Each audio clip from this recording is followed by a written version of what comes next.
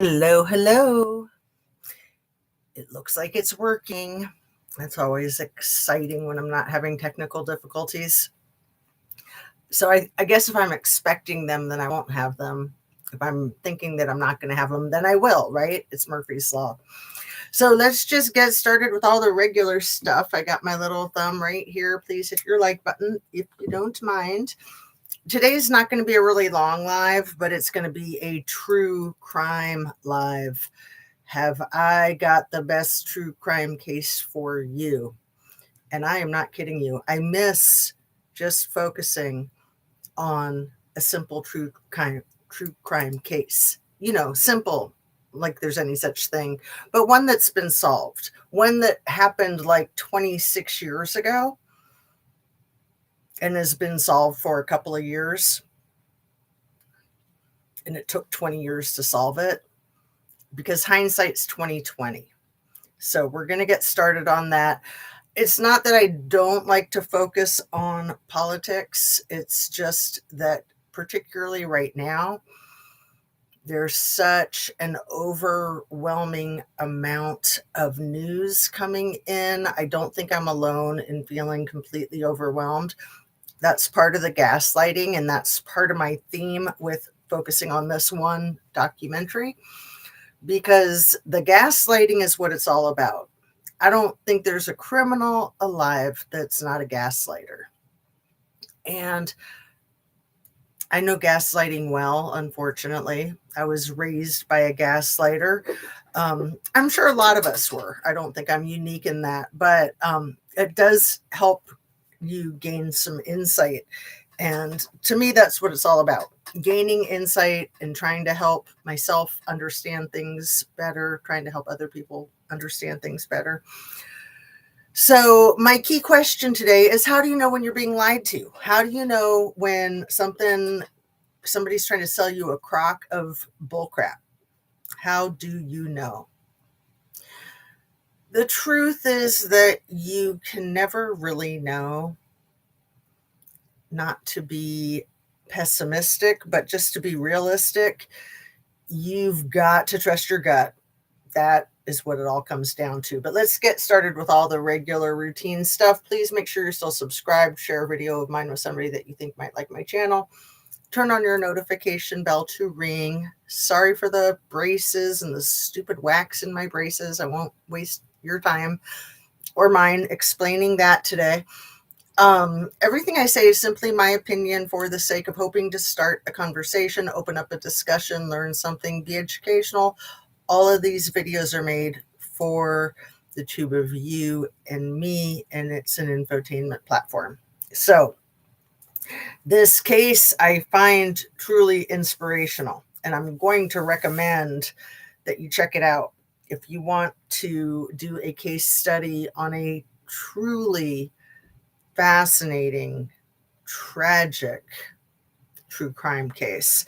And some people might think it's like morbid and like, what do they call it? True crime corn, but rhymes with corn, starts with a P. I don't tend to see it that way because I don't want to focus on the messy stuff. I don't want to focus on any type of like forensic photographs or descriptions of that kind of crap. I want to focus on where we get tricked and how that can cost you your life and how it can destroy your life and how you can pick up the pieces in understanding an old case like this one of Mike Williams. It is on Hulu. It's a 4-part miniseries that just came out this last July 30th of 2025. Maybe you've heard of it. It's called Mr. and Mrs. Redrum, spelled backwards, of course. Mike Williams was the victim. Denise Williams was Mrs. Redrum.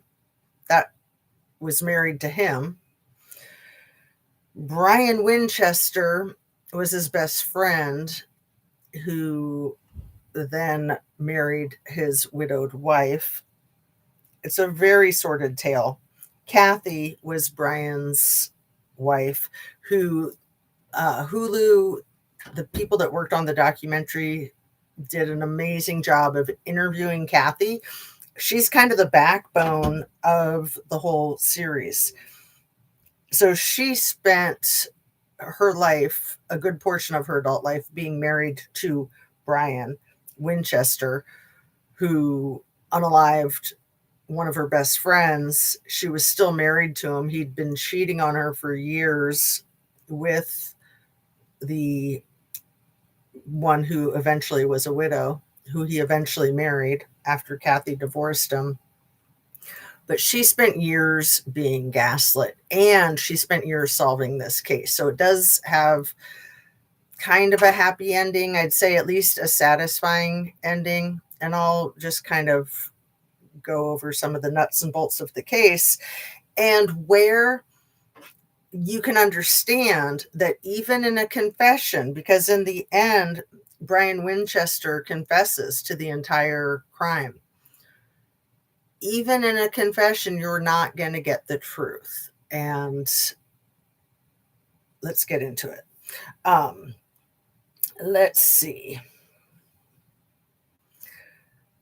There's also a 48 hours that I watched to compare the two.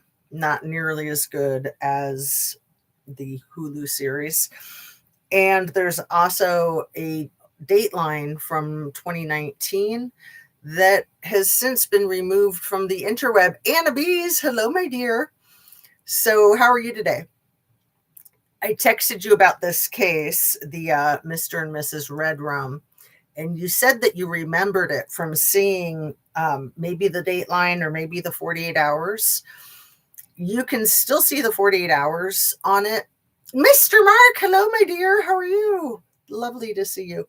You can watch the 48 hours. I watched it on my computer, actually, as opposed to on the television. The Dateline one, you can't find it at all. My guess is that they took it down because it's not accurate. Since it was produced back in 2019, here we are 7 years later, and this mini series that just came out this last July 30th of 2025, it was a long haul putting the pieces together. And what case, Mr. Mark says, I think it would have been 48 hours. Oh, okay, so I did watch the 48 hours and it was good, but they didn't talk about Kathy at all. And Kathy, like I said, the ex-wife was the backbone of the documentary. So to answer your question, Mr. Mark, it's a man named Mike Williams from Tallahassee, Florida, who went missing allegedly on a duck hunting excursion. I know words. I got the best words. So Mike Williams went missing on a duck hunting excursion the day before his 5-year wedding anniversary to Denise Williams. So Mike and Denise had been married for 5 years. Brian Winchester and Kathy Winchester had also been married for 5 years. They all went to high school together. Both of the couples were high school sweethearts. They were all besties, all four of them. So Brian and Mike went duck hunting, again, allegedly. And this is about a week before Christmas in the year 2000. It was the Saturday before Christmas because Kathy said that every year her family would celebrate Christmas the Saturday before Christmas. And then it was also the day before the 5-year wedding anniversary for Mike and Denise. So, oh yeah, the gross case. I know the case. Oh, good, Mr. Mark. Have you seen or heard of the new Hulu miniseries that came out this last summer called Mr. and Mrs. Murder? I like to say Red Rum so I don't, hit that algorithm. But that's the name of the mini series. And if you look it up, there's also like a comedy series with the same name. So you have to type Mr. and Mrs. Red Rum, spelled backwards, and then Hulu. And then it'll show that you can watch it on Hulu. It's so well done. It's just like 4 parts, and I think they're just about like under an hour each. And so when Mike Williams went missing duck hunting, Brian then showed up later that same day at Kathy's family's Christmas celebration, and he slept. They have pictures of him asleep on the couch. So Brian Winchester's father was very well off. He owned like a financial investment firm in Tallahassee, and Brian worked for the investment firm. So he sold insurance. So he sold his friend Mike a lot of insurance. Don't know the new stuff. I saw interviews and court coverage, old case. Well, it got really good when there was finally some justice. So the happy ending is that there is some justice, and it's a very twisted case. And the real sad thing is that there's nobody serving time for the red rum of Mike Williams. Brian was sentenced to 20 years for abducting his estranged wife, Denise Williams, who was then Denise Winchester, years later. And then she pressed charges against him for the abduction, not realizing that she was metaphorically essentially digging her own grave, because she hatched the plan with Brian to sell her husband almost $2 million worth of insurance policies because they were having an affair. They'd been having an affair, I think, since before each of the couples got pregnant with their first babies. So Mike and Denise had a little baby daughter, and Brian and Kathy had a little baby boy, just to add to the tragedy. But Brian and Denise had been carrying on for about 3 years when they plotted out this whole staged duck hunting excursion.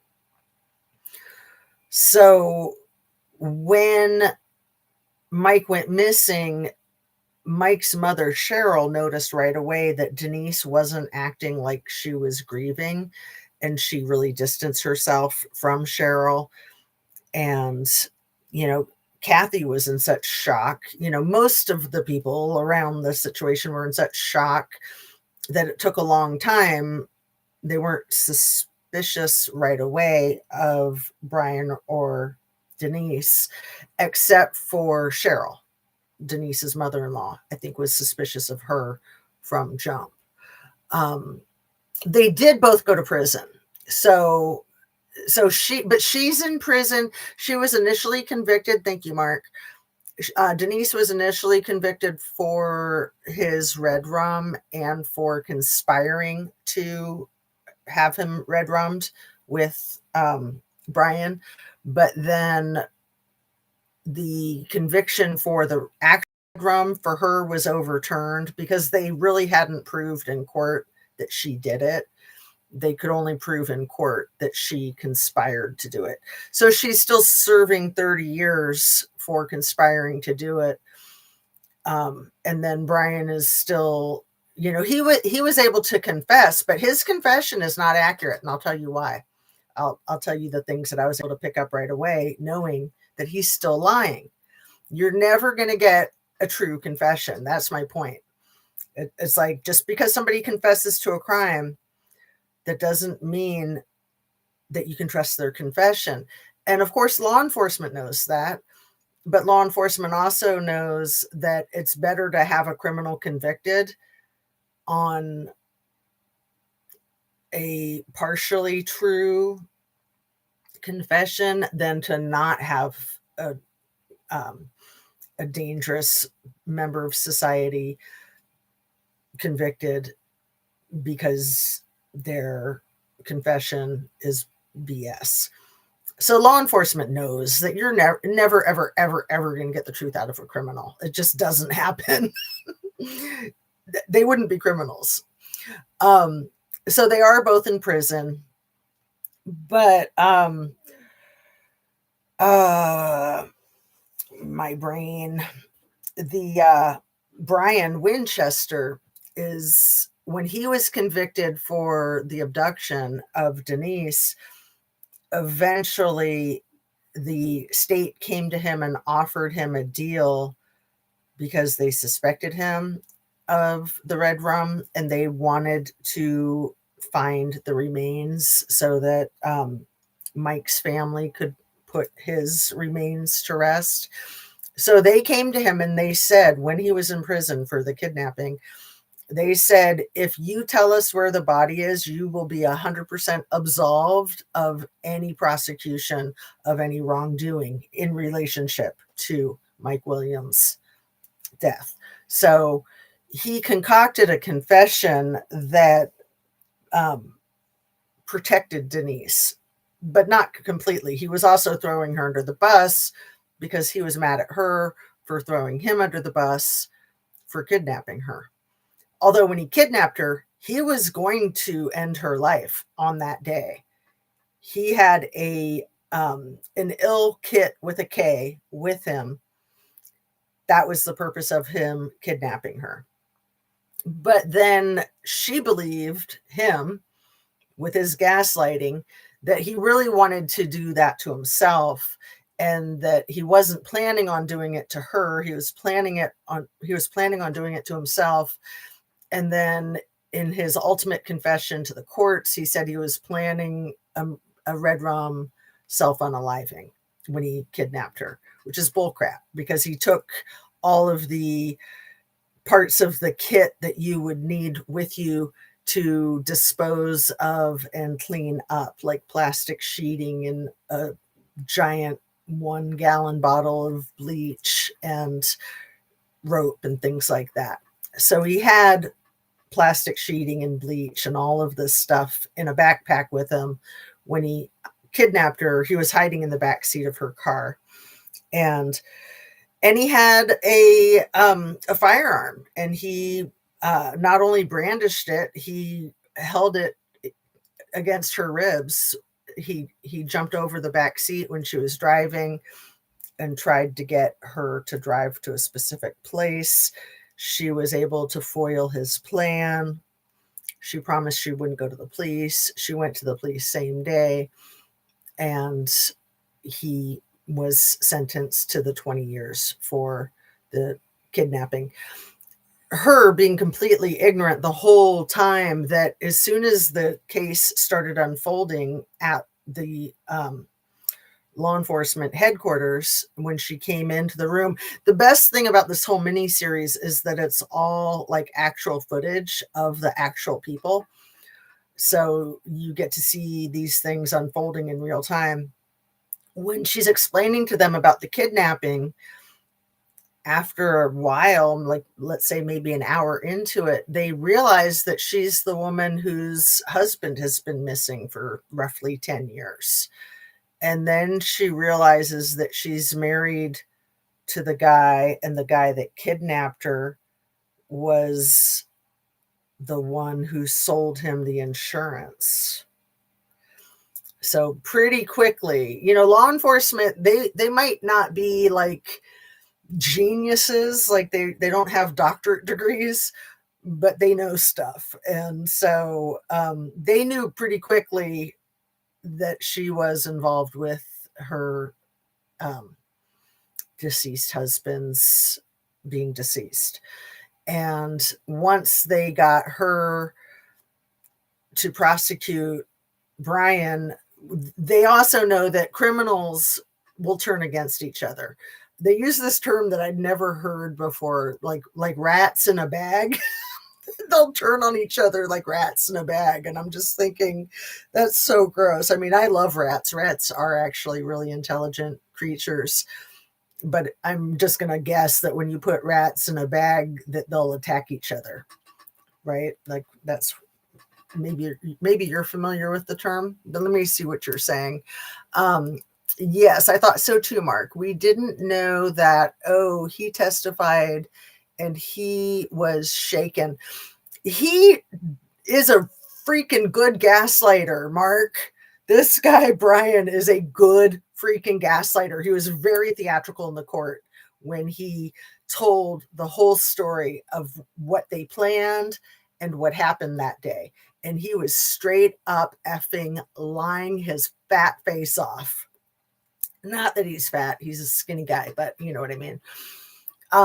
So what he said had happened was that they went duck hunting, that him and Denise had planned for him to drown. That, you know, when you go duck hunting, you have those big wading boots on, and that it's easy to drown in them because if they get filled with water, you can't get them off and you go down. And so their plan was that they would push him overboard and allow him to drown, but it wouldn't, in their minds, because they were all very religious, it wouldn't exactly be red rum, because it would be left up to God whether he lived or not. You know, there was some chance that he could survive, which is complete crap, because what his story was that he pushed him in the water. He was struggling. His boots were filling up, but that he was able to get his boots and his jacket off. And then he was holding on to a log in like a log field in the marsh. And then Brian panicked. And so he circled around him in the boat to get closer and shot him in the face. And then somehow, by his skinny old self, got, and it's freezing out there. The water's like 50 degrees, even though it's Florida, it's December. It's really cold and it's alligator infested. Somehow, he says he gets the remains out of the water into the back of his car, drives an hour away, and then buries the remains at the end of a dead end road that is only like 10 minutes from where Brian Winchester lives with the guy's wife, Denise. So Brian and Denise not only live in the home that Mike Williams bought for his wife and child, they're also raising his child. The people that took the baby girl's father off the face of the earth raise her. Her name's Aunt Ainsley. And her mother gets arrested on her 19th birthday. So Brian's already put away for the kidnapping. Like I said, sentenced to 20 years. And then Denise gets arrested the same day. And she's got a job at Florida State University as an accountant or something like that. And they go into her work and they arrest her. And it's based on Brian's confession. So they're able to excavate Mike's remains, but it is really challenging. Really challenging. So this is part of how I know that the story is a lie about what had happened. One of the things is that he says he did everything by himself. He was all alone. There's no way he could have gotten the remains out of the water onto the boat and into his car, in my opinion. Also, no way that he would drive his car for an hour with a dead person in the back, in my opinion. Also, he says that this whole thing was a panic because he was planning on just leaving the remains in the water. So then there would be proof that he drowned. But that's not true because he buried him so deep in the mud.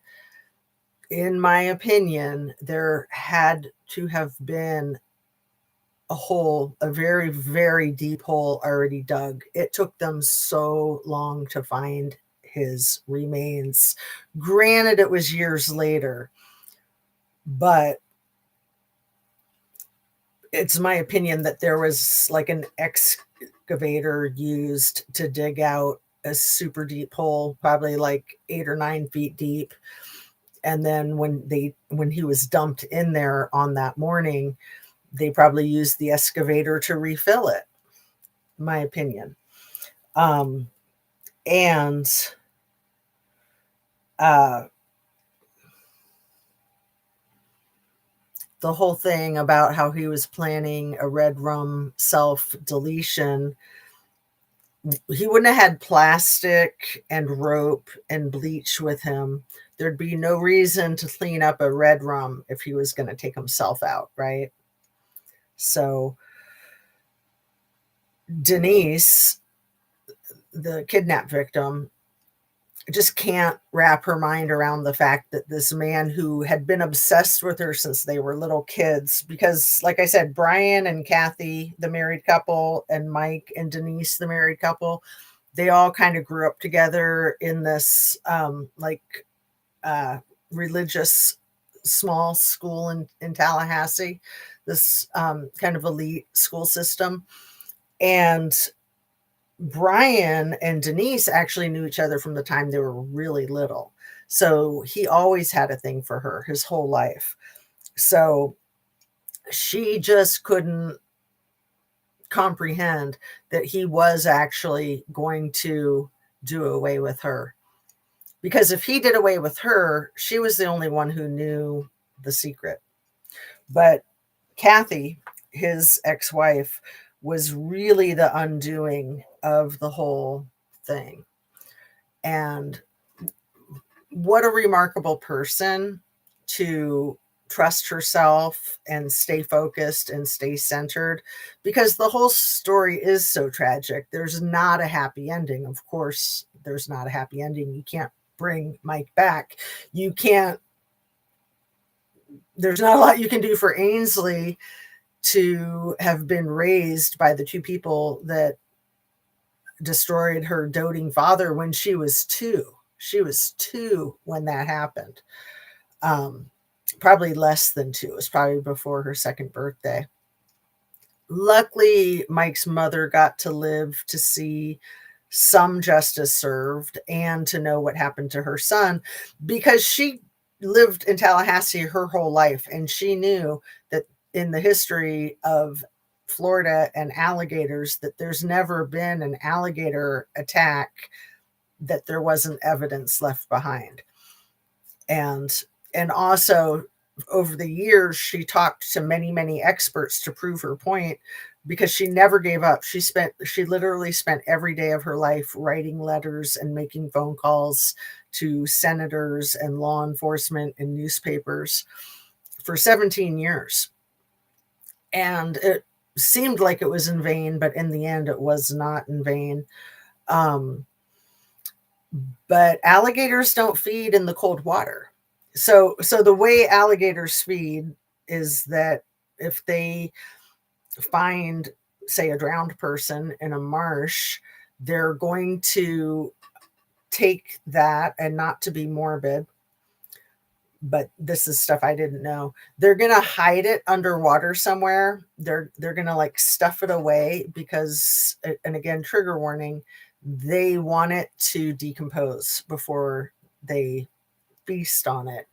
And then when they feast on it, it's like this whole alligator regalia where they do what they call the death roll when they have their prey in their mouth and they spin around in the water. And in doing that, while they're chomping, it breaks it up. So you get pieces of it. You're never going to have the whole person disappear, unless maybe, let's say, it's a tiny person, like a 1-year-old or 2-year-old. I do remember that horrible case back in Disney World where a 2-year-old disappeared, but I do think they found him. I think they found him. That was so sad. You hear about small dogs, and so yeah, like a real tiny thing maybe could disappear, but not a full grown person that's like 5'10" and 170 pounds or what have you. Um, So turned on lies, so dark, hate, true crime. But yeah, like Kylie's crew, exactly. We all know it's lies, and you will get these coroners and law enforcement, even if they're not like completely corrupt to the point that they're part of it, they will go along with the path of least resistance and just say, no water in the lungs, but we determined that she drowned, because it's easier. They don't want to make waves. They don't want to upset people in their community that have a lot of power over their jobs, perhaps. They don't want to upset people that they work with routinely, like say you're the coroner and the sheriff is trying to get you to determine that the cause of the unaliving was drowning, and they'll put pressure on you. So even if you're not part of it, if you cave to that pressure, then you are part of it.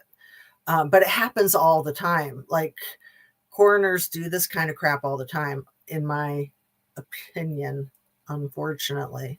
In my experience in real life, I've seen it. I've gotten the coroner's report. I've read the coroner's reports that don't make sense.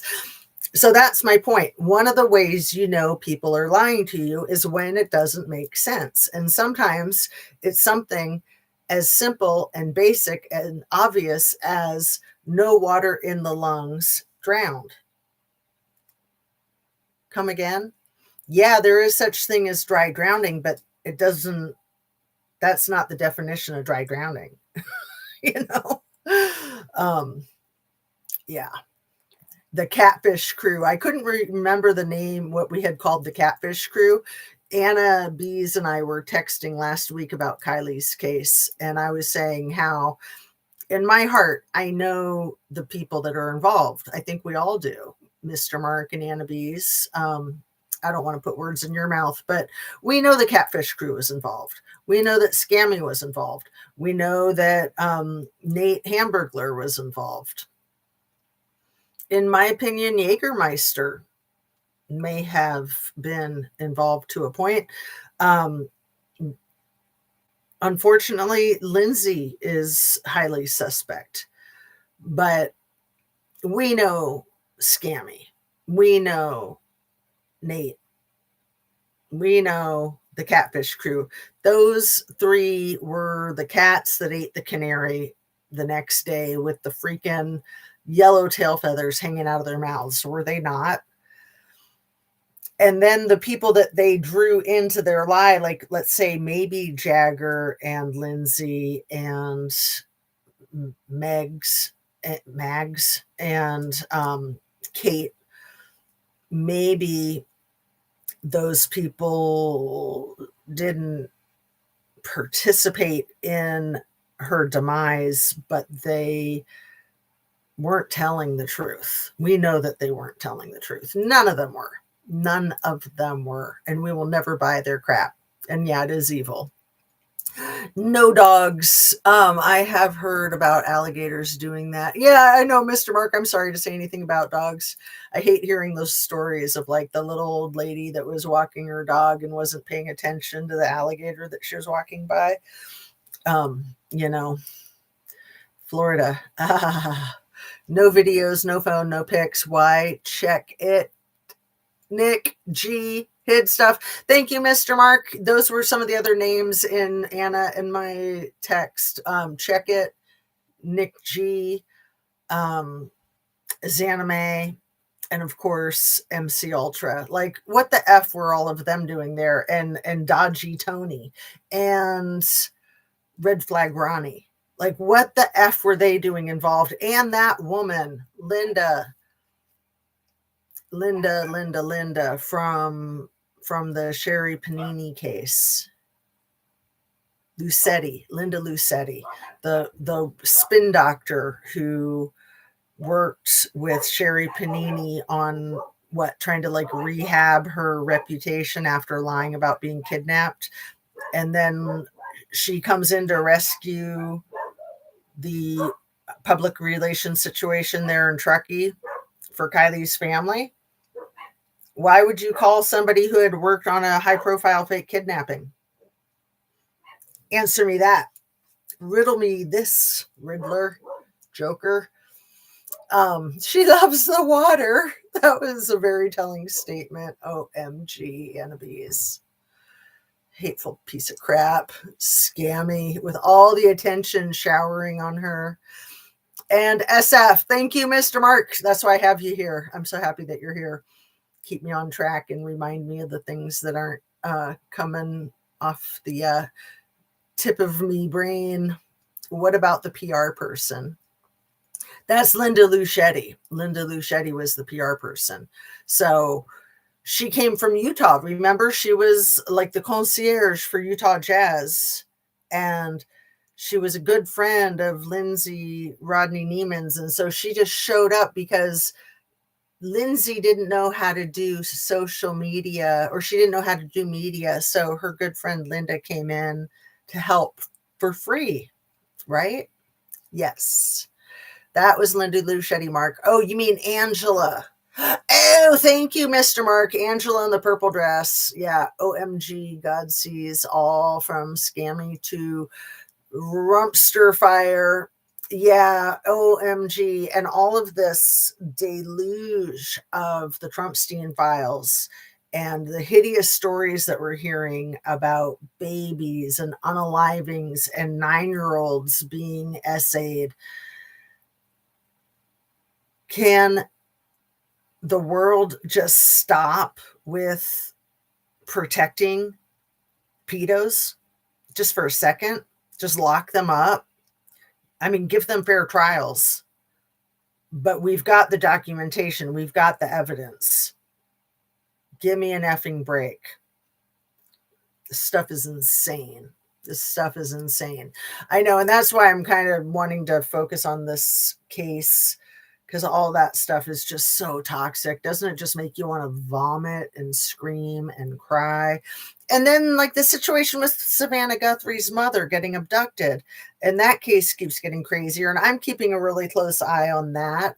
And it's effing crazy. These things don't happen except in Trumpster Fireland.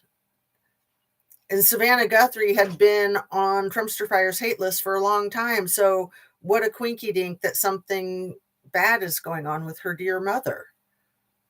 I don't want to think it's all political. I don't want to think it's all a conspiracy, but it's really hard not to, even though it's looking like perhaps it could have been maybe a family member as a person of interest.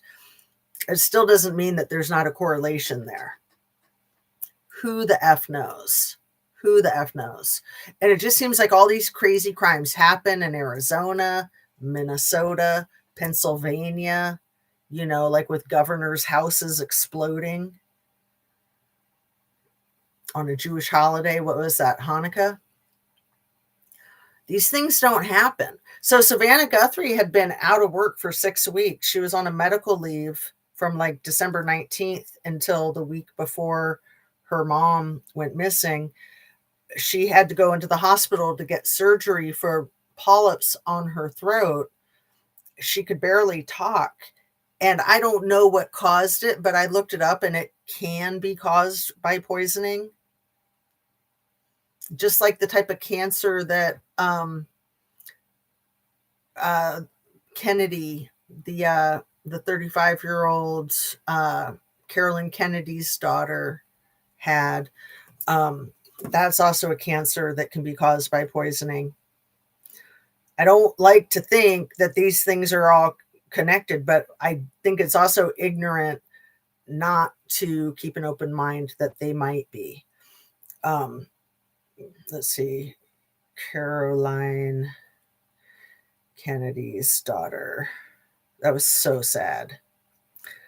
I just want to get her name.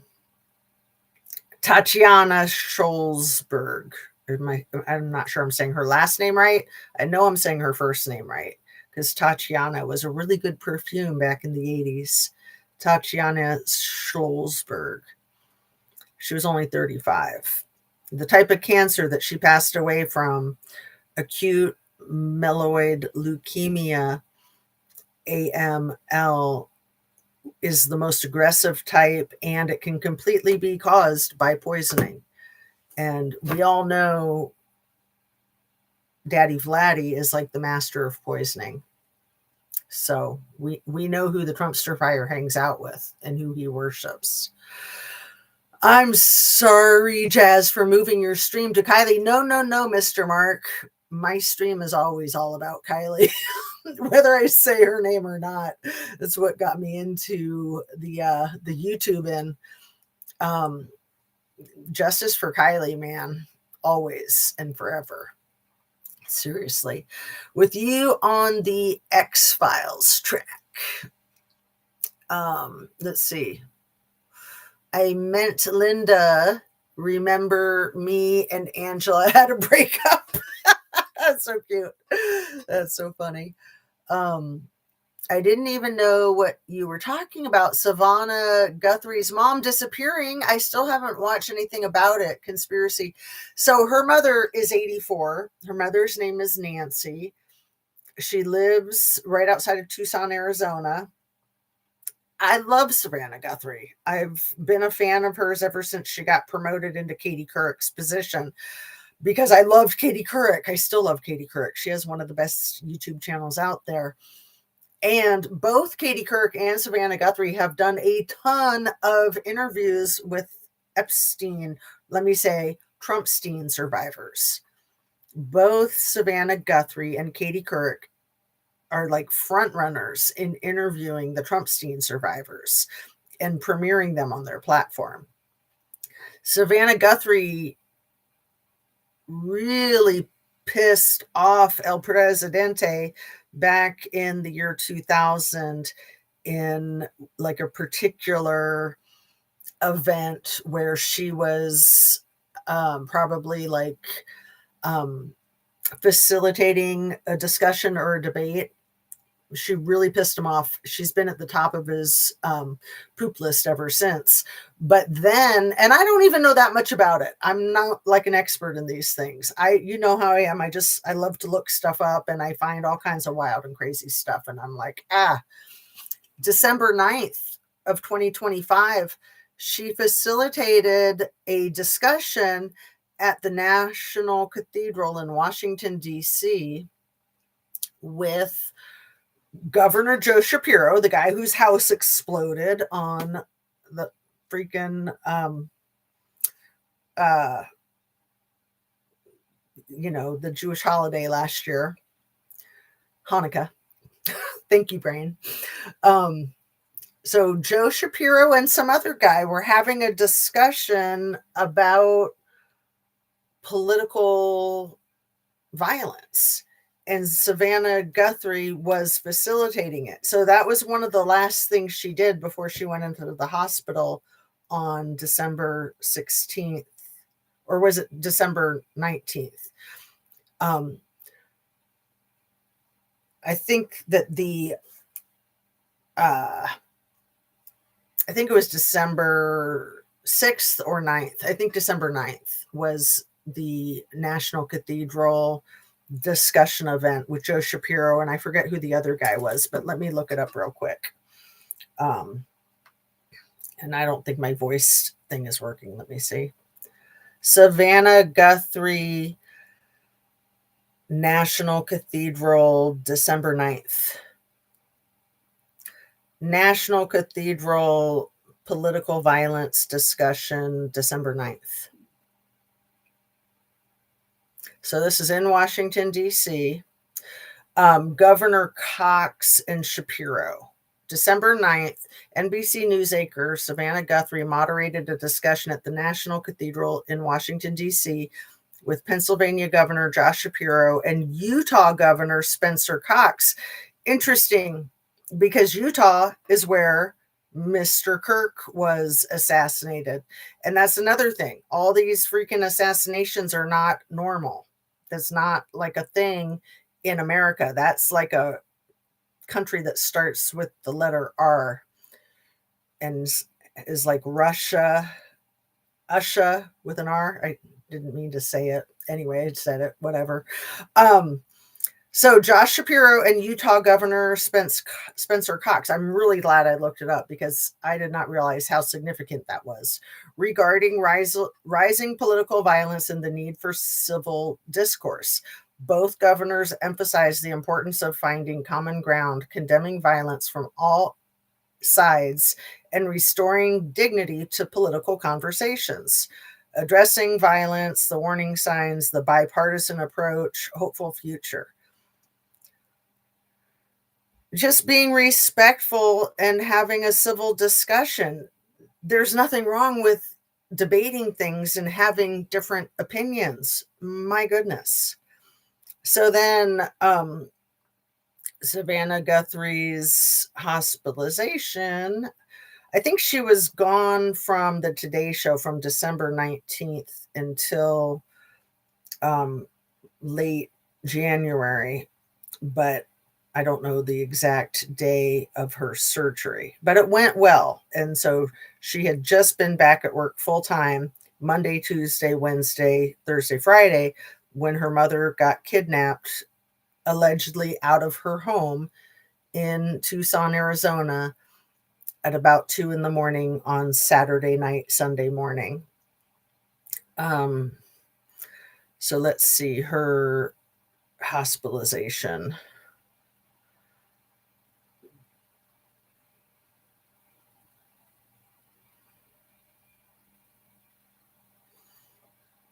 So, she was putting up posts online with signs that said, everything's good, please pray for me.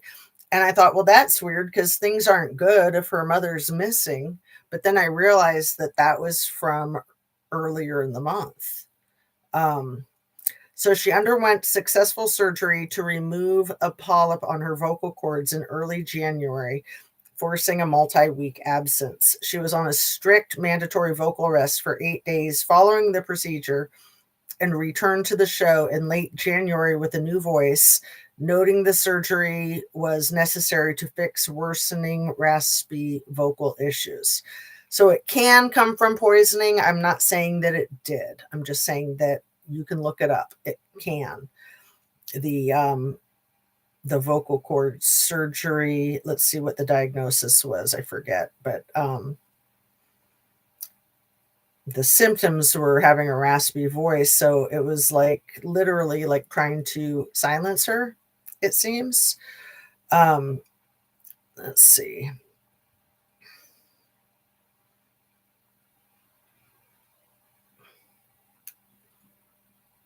Diagnosis of Savannah Guthrie's vocal cord polyps.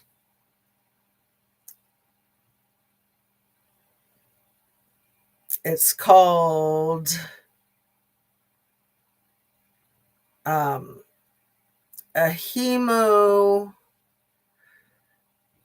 you'll know what this is, Annabise, hemorrhagic polyp on one vocal cord and a vocal nodule on the other, causing a gravelly voice due to overuse. It was diagnosed via laryngoscopy in late 2005, and then she underwent successful sorry, I can't figure that word out, microlaryngeal surgery in January 2026 to remove the growths, followed by strict vocal rest. So the initial diagnosis was a hemorrhagic, am I saying that right, Anna? HEMORRHAGIC polyp, hemorrhagic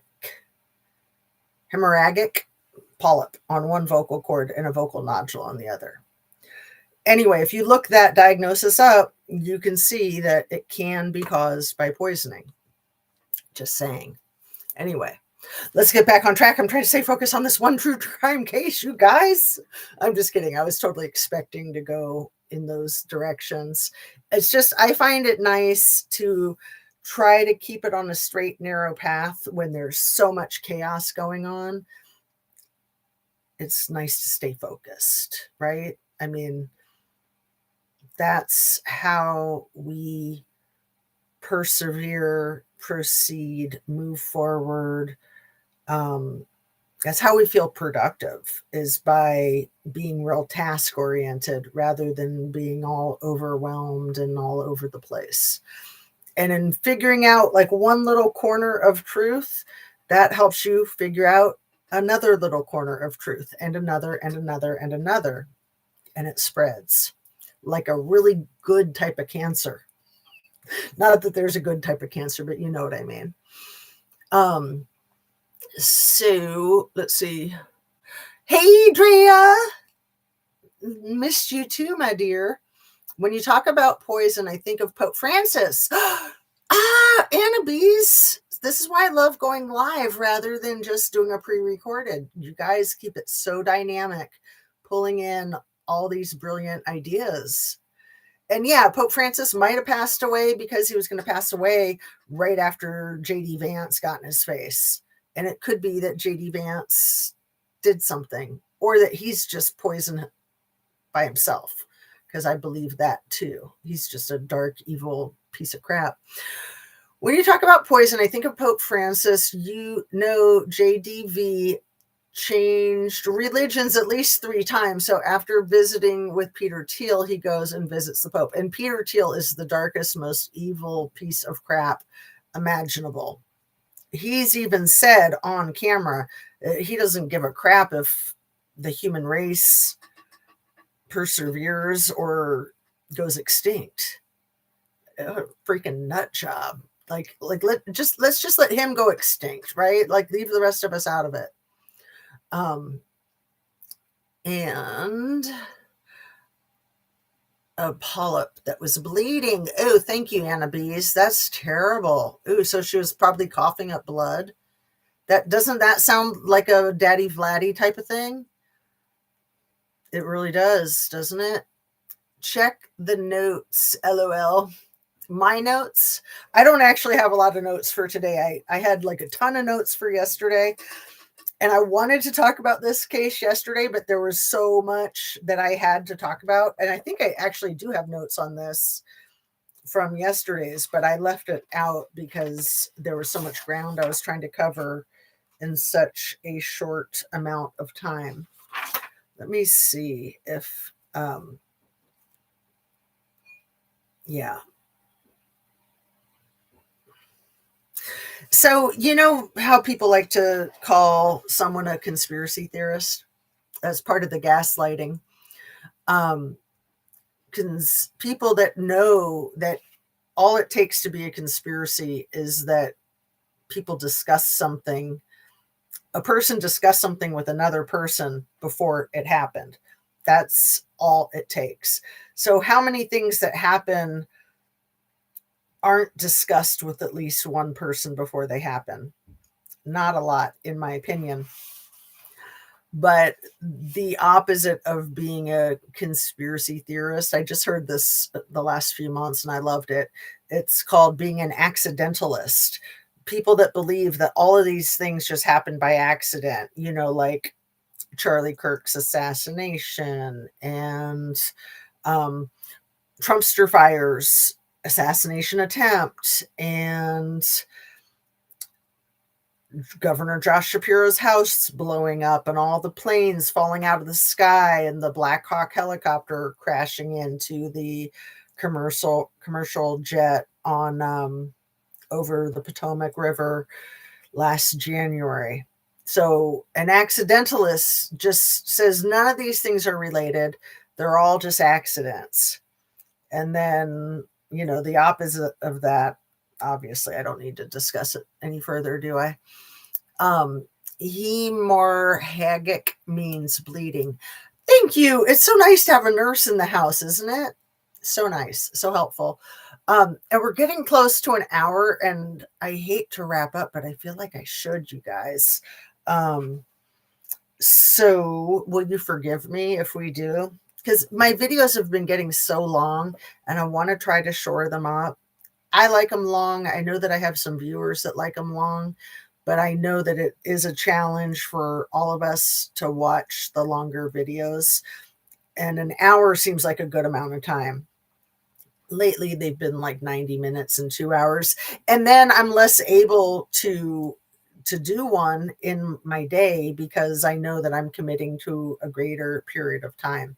So I think if I shore them up, that'll help me be more consistent and get to them every day, because there's so much to talk about, and it's so, like, literally I could just cry, you guys. It is so therapeutic for me to do this. This is my YouTube video therapy, trying to figure out and navigate this dangerous effing world that we live in, that is being ruled by files of pedo that are documented, that are being released to the public. And then we've got a gaslighter who says, see, now I'm exonerated. Like, no, au contraire, crazy man. Au contraire. So check out this mini series if you like the Hulu mini series. I highly recommend it. The lake that all this happened at is Lake Seminole. Um, I believe that when Brian confessed to the unaliving of Mike, he was, like I said earlier, he was protecting his object of his affection, Denise Williams, even though he was going to offer on that day when he kidnapped her. Since she had survived that, he was trying to protect her by, like he did say, he did admit to her conspiring, but he also said that she wasn't there when it happened, that she didn't do it, and that this whole cattywampus bullcrap story about him falling into the water and the jacket and the boots and then shooting him. No, I think that he simply shot him, and I think that that was the plan.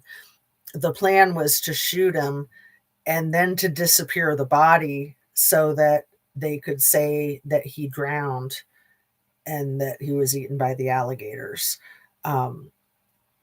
Because, like I said, I think that that place where they buried his remains, that Brian finally confessed to 17 years later, I think that that was a really, really deep hole in the mud. There's no way that you could do that in a morning by yourself with a shovel. No way. And there's also no way you could pull somebody out of the water onto your boat without your boat flipping over. And yeah.